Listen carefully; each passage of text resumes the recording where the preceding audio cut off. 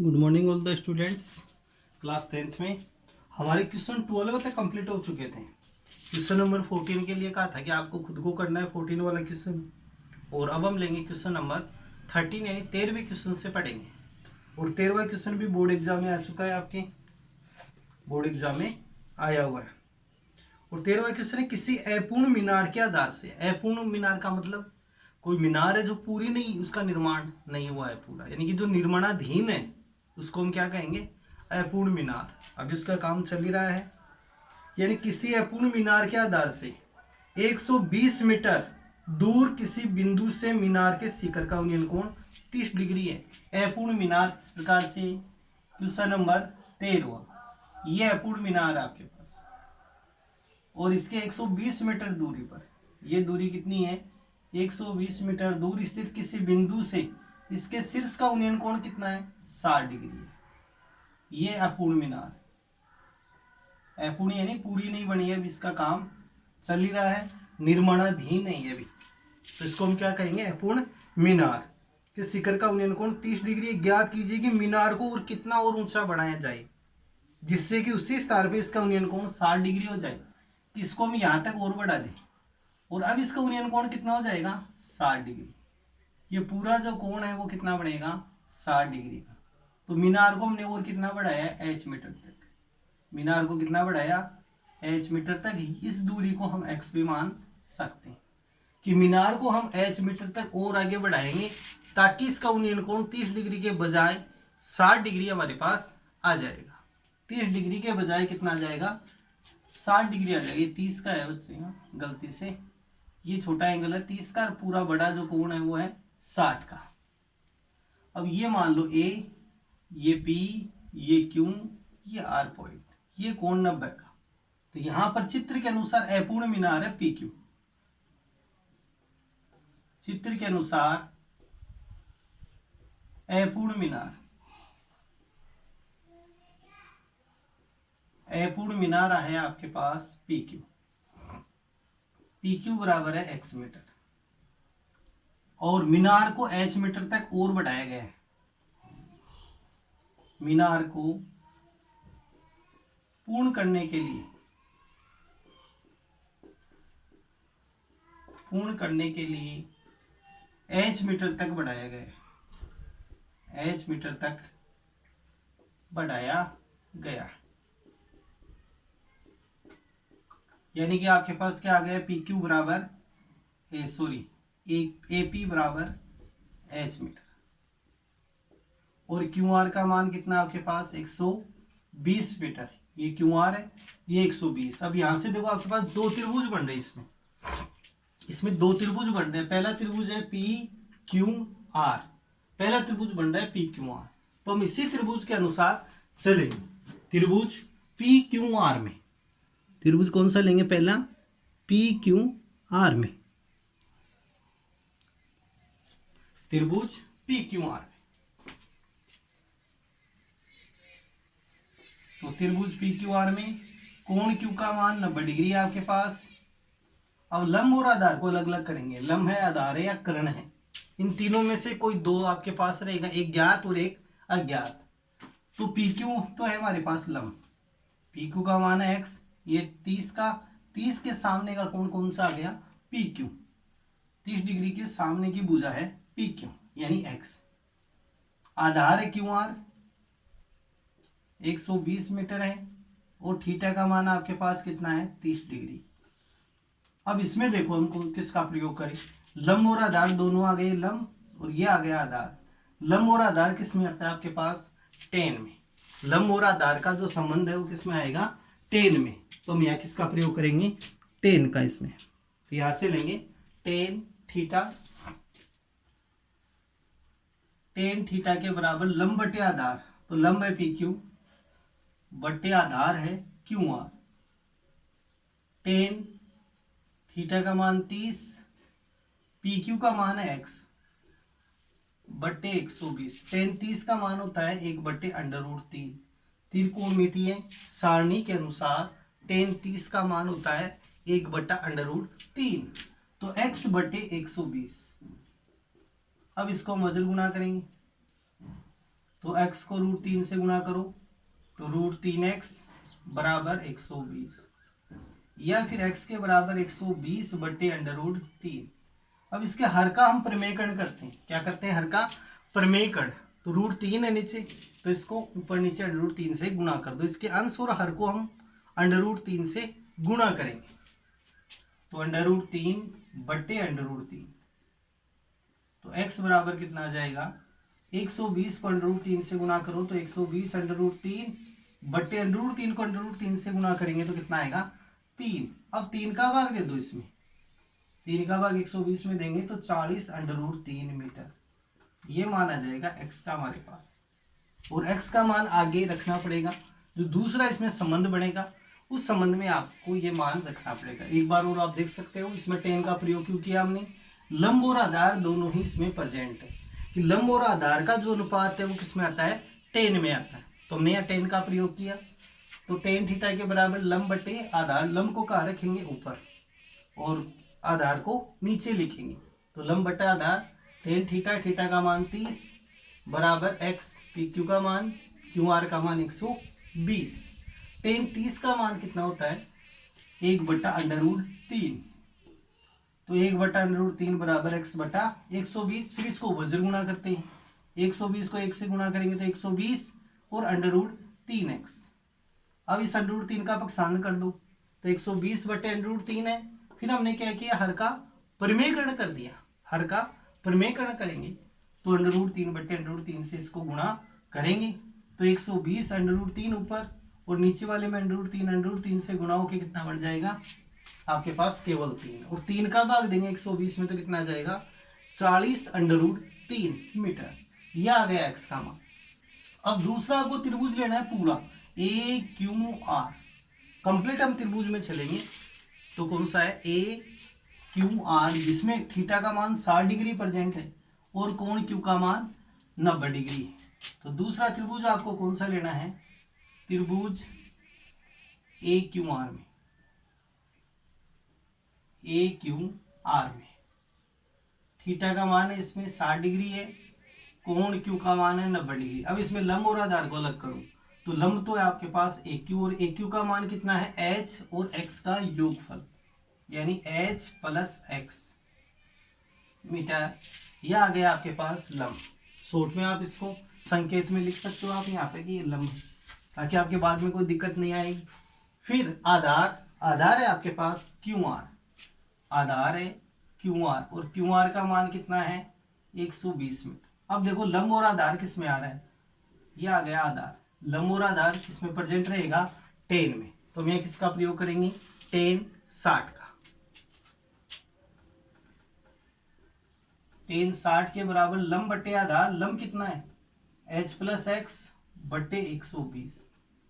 Ten 60 का मान होता है √3।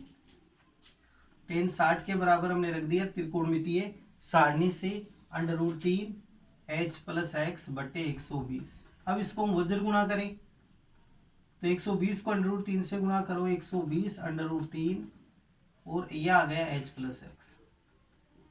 अब यहां पर देखो x का मान तो आपको ज्ञात करना ही नहीं है, इसलिए हम x की जगह मान रखेंगे 40 √3, इसमें प्रतिस्थापित करेंगे। तो यहां पर आप लिख सकते हो x बराबर 40 √3, जो पहले से हमारे को ज्ञात है क्वेश्चन में, वो आपको यहाँ रखना है। तो x बराबर 40 √3 रखने पर ये मान यहाँ रख दो, तो h प्लस 40 √3 बराबर में 120 √3। अब इसका पक्षांतर हम कर देंगे, 40 √3 प्लस में है, इसका पक्षांतर करेंगे तो ये आएगा माइनस में। तो h बराबर आ जाएगा आपके पास 120 √3 माइनस 40 √3। अब 120 √3 में से 40 √3 को घटा दीजिए तो कितना बच गया? 120 में से 40 को घटा दो और √3 यहाँ पे कॉमन है। जैसे आप ये मान सकते हो कि 120x में से आपको 40x को घटाना है तो कितने x बचेंगे बच्चों? यहाँ आ जाएंगे 80x, और x की जगह वापस से हम क्या रखेंगे? √3। तो 80 √3 मीटर। अब लास्ट की स्टेप है h बराबर, अब √3 का मान होता है 1.732, तो ये मान यहाँ रख दो 1.732। तो 80 गुणा 1.732, 80 को गुणा कर दो तो 8 गुणा पॉइंट है तो पॉइंट एक अंक के बाद के सक जाएगा 17.32। तो 8 दूनी 16, 8 थी 24 और 1 25, 56 और 2 58, 8 एकम 8 और 5 13, इतने मीटर। तो मीनार को और आगे कितना बढ़ाया जाएगा, 138.56 मीटर और आगे बढ़ाया जाएगा मीनार को, ताकि यूनियन कोण का मान 60 डिग्री हो जाएगा। ताकि यूनियन कोण का मान कितना हो जाएगा, 60 डिग्री। तो ये तो था क्वेश्चन नंबर 13।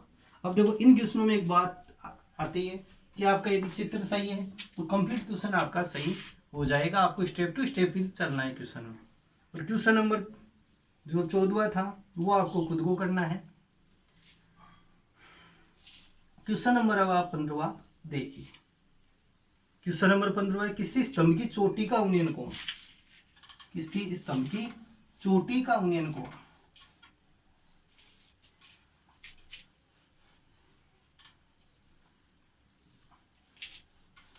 किसी स्तंभ की चोटी। तो मान लो ये स्तंभ आपके पास, ये स्तंभ आपके पास, इसकी चोटी का यूनियन कोण कितना है, 15 डिग्री। ये 15 डिग्री है। किसी स्तंभ की समतल पर किसी स्तंभ की चोटी का यूनियन कोण है आपके पास समतल पर स्थित एक बिंदु से 15 डिग्री और स्तंभ की ओर 100 मीटर चलने पर। अब आपको किधर चलना है, इस पॉइंट से स्तंभ की ओर चलना है। कितना चलना है, 100 मीटर। ये दूरी आपके पास कितनी है, 100 मीटर। आप स्तंभ की ओर चले इधर। तो यूनियन कोण का मान 15 के बजाय कितना हो जाता है, 30 डिग्री। तो यूनियन कोण का मान 100 मीटर चलने पर यूनियन कोण 15 डिग्री से 30 डिग्री में बदल, ये 15 है तो ये कितना आ जाएगा, 30 डिग्री। तो स्तंभ की ऊंचाई h आपको ज्ञात करनी है और इस दूरी को हम लेते हैं x। और tan 15 का मान आपको क्वेश्चन में भी दे रखा है, tan 15 बराबर है 2 माइनस √3। ये मान आपको लेते हुए चलना है। तो इसका डायग्राम आप देख सकते हो। एक बार वो क्वेश्चन को पढ़िए, डायग्राम को फिर देखिए। किसी स्तंभ की चोटी का यूनियन कोण समतल पर स्थित एक बिंदु से 15 डिग्री है। किसी स्तंभ की चोटी का यूनियन कोण समतल पर स्थित इस बिंदु D से कितना है, 15 डिग्री। फिर हम किधर चल रहे हैं, स्तंभ की तरफ चल रहे हैं 100 मीटर। तो यूनियन कोण का मान 15 के बजाय कितना हो जाता है, 30 डिग्री हो जाता है। 15 के बजाय 30 डिग्री हो जाता है कोण का मान। तो स्तंभ की ऊंचाई आपको ज्ञात करनी है। A B, ये पॉइंट हम लेते हैं C। यहाँ ये पॉइंट जो बाहर आपको लिखना है ये C और ये पॉइंट D। तो चित्र के अनुसार प्रत्येक क्वेश्चन में आपको ये बात लिखनी पड़ेगी कि हम चित्र के अनुसार चलेंगे। तो चित्र के अनुसार स्तंभ की ऊंचाई, कि माना कि स्तंभ की ऊंचाई, और स्तंभ की ऊंचाई कौन सी है आपके पास, AB, और AB का मान है h मीटर। AB बराबर h मीटर। और स्तंभ की ओर कितना चल रहे हैं, 100 मीटर। स्तंभ की तरफ 100 मीटर हम चल रहे हैं। और BC का मान लेते हैं x मीटर है। और CD का मान आपके पास क्वेश्चन में दिया हुआ है 100 मीटर। इसका मान कितना आपके पास, 100 मीटर। CD का मान है 100 मीटर। अब पहला हम त्रिभुज लेंगे ABC में। तो त्रिभुज ABC में, ABC में AB का मान है h मीटर, BC का मान है आपके पास x मीटर, और थीटा का मान है 30, और कोण B का मान है 90 डिग्री। तो इसमें हम किसका प्रयोग करेंगे, अब देखो थीटा के अपोजिट साइड, थीटा के सामने की भुजा वो कहलाती है लंब। थीटा के सामने की भुजा को हम क्या बोलते हैं, लंब। तो लंब तो आ गए AB, ये लंब, और आधार है आपके पास BC। और लंब और आधार किस में प्रेजेंट रहता है, tan में। लंब और आधार दोनों किस में आते हैं, tan में। तो यहाँ किसका प्रयोग करेंगे, tan का। तो tan थीटा के बराबर लंब बटे आधार। तो लंब तो AB और आधार है आपके पास BC। तो थीटा का मान 30 है, तो tan 30 लंब का मान ए बी का मान h बटे x। tan 30 का मान देखो त्रिकोणमितीय सारणी से 1/√3 होता है, तो tan 30 का मान आएगा 1/√3 बराबर h बटे x। अब इसको आप वज्र गुणा कर सकते हो, तो x बराबर कितना आ जाएगा √3h। ये मान आपके पास आ जाएगा, x के बराबर कितना आ गया √3h, जो आगे आपको रखना पड़ेगा, आगे ये मान आपको रखना पड़ेगा। अब अगला आपको त्रिभुज लेना है, पूरा समकोण त्रिभुज ए बी डी में कोण बी का मान 90 है आपके पास, समकोण है। थीटा का मान इसमें कितना है 15 डिग्री है, और ये आ गया लंब ए बी जो है h मीटर। लंब ए बी बराबर कितना आपके पास h मीटर, और बी डी का मान कितना हो जाएगा पूरा, देखो इनको हम जोड़ेंगे तो x plus 100, B C plus C D के रूप में है बी डी, तो x प्लस 100 के रूप में, तो ये आ जाएगा आपके पास आधार, यानी x प्लस 100, ये आ गया आधार। तो लंब और आधार किसमें प्रेजेंट रहता है ये देखो, तो ये रहेगा tan में, LL बटे के ए से हम यहाँ इनको पहचान करेंगे कि लंब और आधार किसमें प्रेजेंट रहेगा, तो ये रहेगा tan में। तो tan 15 डिग्री बराबर आ जाएगा लंब बटे आधार, ऊपर किसको लिखना है लंब को, नीचे आधार को x प्लस 100। tan 15 का मान क्वेश्चन के अनुसार कितना है 2 माइनस √3 बराबर h x प्लस 100।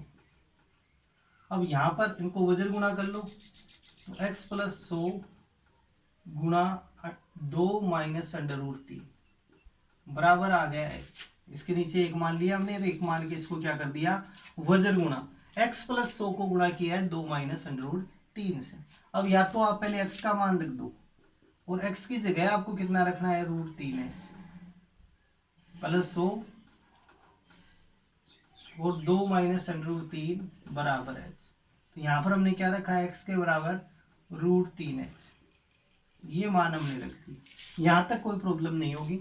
tan 15 का मान 2 माइनस √3 है, h यहाँ से लिया है, x प्लस 100 वज्र गुणा करेंगे तो x प्लस 100 गुणा 2 माइनस √3, और फिर हमने x का मान कितना रखा है यहाँ √3h, √3h क्वेश्चन के अनुसार, यानी यहाँ से ये मान हम रख दिए। पहले से मान हमारे को विदित है, यहाँ से हमने जो त्रिभुज पहला है इसमें हम निकाल चुके हैं। अब इनको हम गुणा करेंगे, √3h को 2 से गुणा करो आप, तो 2 √3h आ जाएगा, 2 को √3h से गुणा किया, √3h को √3 से गुणा करेंगे तो -3h, √3 को गुणा करने पर कितना आएगा 3 आ जाएगा, √3h को 2 से गुणा किया तो 2 √3h, √3 को √3 से गुणा करेंगे तो 3h। अब 100 को गुणा करो 2 से आप, तो प्लस के 200 और माइनस 100 को √3 से गुणा करेंगे तो 100 √3 बराबर h। अब इनका उधर पक्षांतरण कर दो सबका, तो h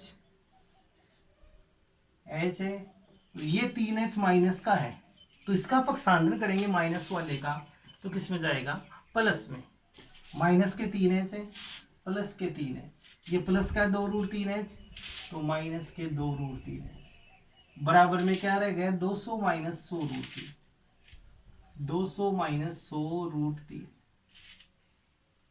यहाँ 3 √3 है, इनको जोड़ो आप, h और 3h मिलाकर कितने हो गए 4h माइनस 2 √3h बराबर, इनमें से कॉमन लेते हैं हम तो कॉमन आ जाएगा 100, 200 में और 100 में कॉमन क्या आएगा 100 आएगा। अब 100 का भाग देंगे 200 में तो 2, और 100 से 100 कट के √3, इनमें भी हम बच्चों कॉमन लेते हैं, यहाँ 4h में और 2 √3h में कॉमन क्या आएगा 2 और h देखो दोनों में विद्यमान है, इस पद में भी है और अंतिम पद में भी है, तो यहाँ कॉमन क्या आ जाएगा 2h, 4h में 2h का भाग देंगे तो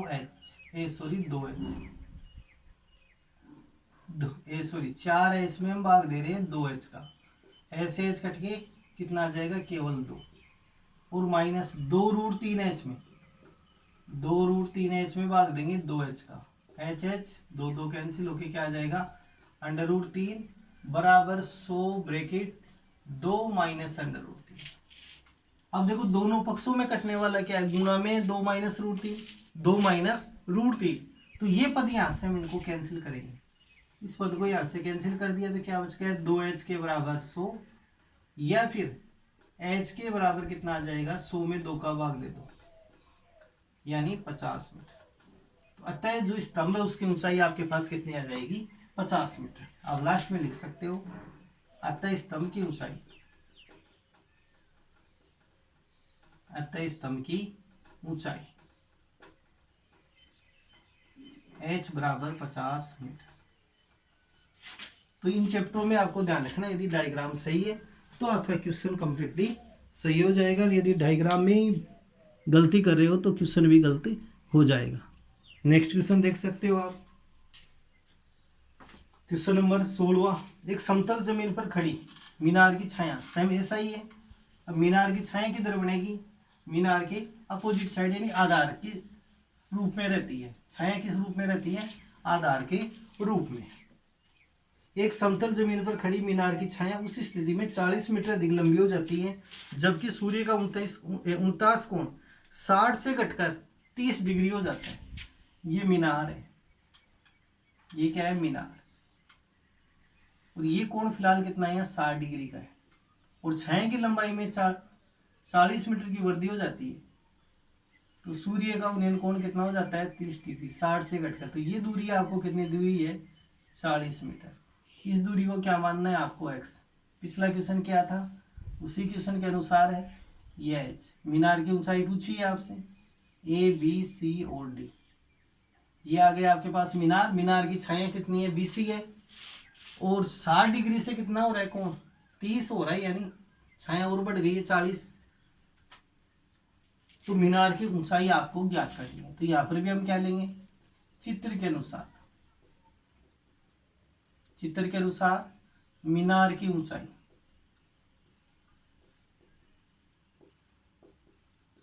मीनार की ऊंचाई यानी ए बी का मान कितना आपके पास, h मीटर। BC बराबर है x मीटर, CD का मान है 40 मीटर। अब पहला त्रिभुज हम कौन सा लेंगे, ABC लेंगे, ABC। तो त्रिभुज ABC में, अब यहां से भी आप अलग अलग इनको छांट सकते हो। AB तो हो गया, इसमें लंब थीटा है, थीटा के सामने की भुजा को हम क्या बोलेंगे, लंब कहेंगे। तो AB तो आ गया इसमें लंब, AB बराबर h मीटर, जो क्या हो गया, लंब L। सांकेतिक रूप से आप लिख सकते हो। BC आ गया आधार x, थीटा का मान है 60 और कोण B का मान 90। तो इसमें भी हम किसका प्रयोग करेंगे, टेन का। लंब और आधार किसमें प्रेजेंट रहता है, टेन में, तो हम यहाँ प्रयोग करेंगे टेन का। तो टेन 60 बराबर क्या आ जाएगा, लंब बटे आधार। तो ऊपर किसको लिखना है, लंब को। लंब कितना है h, और आधार कितना है x, तो h बटे x। टेन 60 का मान होता है √3, टेन 60 का मान रखेंगे √3 बराबर h बटे x। अब इसको आप अजर गुणा कर सकते हो, तो h बराबर कितना आ गया, √3x। ये पहला संबंध इसमें आ गया, कि ताकि हम आगे मान इसका रख सकें, इसलिए ये संबंध हम पहला लेते हैं। अब पूरा त्रिभुज लेंगे ABD में, जो कंप्लीट है आपके पास। दूसरा त्रिभुज लेंगे ABD में, कोण B का मान 90 है, थीटा का मान इसमें कितना है, 60 डिग्री इस बार, 30।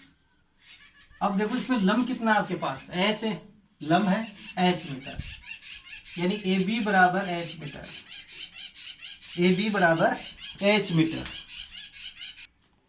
देखो AB का मान है आपके पास h मीटर। फिर BD का मान कितना हो जाएगा इसमें, BD है पूरा, यानी x + 40 मीटर। ये लंब आ गया और ये आ गया आधार। लंब और आधार प्रेजेंट किस में रहता है, टेन में। तो यहां से हम प्रयोग करेंगे टेन 30 के बराबर लंब को लिखेंगे ऊपर, तो h बटे x प्लस 40। 33 का मान 1/√3, 1/√3 बराबर h बटे x प्लस 40। वजन गुणा करते हैं तो √3 को s से गुणा कर दो, तो √3h बराबर x प्लस 40। अब आपको इसमें h का मान रखना पड़ेगा, और h का मान कितना है, √3x। ये √3x आप रख दो h की जगह, ये मान आप रख दीजिए। तो √3 तो पहले से है, गुणा h का मान कितना है, √3x बराबर x प्लस 40। √3 को √3 से गुणा करेंगे तो 3x हो जाएगा। ये √3 को √3 से गुणा करने पर 3 और x, तो 3x बराबर x प्लस 40। इसका पक्षांतर आप कर दो, प्लस में है, प्लस वाले का पक्षांतर करने पर माइनस में, तो 3x माइनस x बराबर 40। 3x में से 1x को घटा दो, तो 2x के बराबर कितना आ गया, 40, या x बराबर 40 बटे 2 बराबर 20 मीटर। ये तो आ गया आपके पास x का मान। लेकिन क्वेश्चन में पूछा क्या है, मीनार की ऊंचाई, तो h में और इसमें ये संबंध है, h बराबर कितना आपके पास, √3x। अब इसमें दोबारा आपको x का मान रखना पड़ेगा, जो कितना है, 20 है, तो h बराबर कितना आ जाएगा, √3 गुणा 20। अब √3 का मान रखते हैं तो 1.732 गुणा 20, अब 20 से इसको गुणा कर दो तो 34.64 मीटर। तो यह आ जाएगी मीनार की ऊंचाई। लास्ट में आप लिख सकते हो, अतः मीनार की ऊंचाई, मीनार की ऊंचाई बराबर 34.64 मीटर। यह आपके पास इसका आंसर आ जाएगा। तो क्वेश्चन हमारे क्या कंप्लीट है, 16 तक के क्वेश्चन कंप्लीट है। नेक्स्ट वीडियोज में हम क्वेश्चन नंबर 17 से स्टार्ट करेंगे। लेकिन इन क्वेश्चनों की आपको बार बार प्रैक्टिस करनी है, डायग्राम बनाते हुए चलना है, डायग्राम बना बना के देखना है इन क्वेश्चनों का।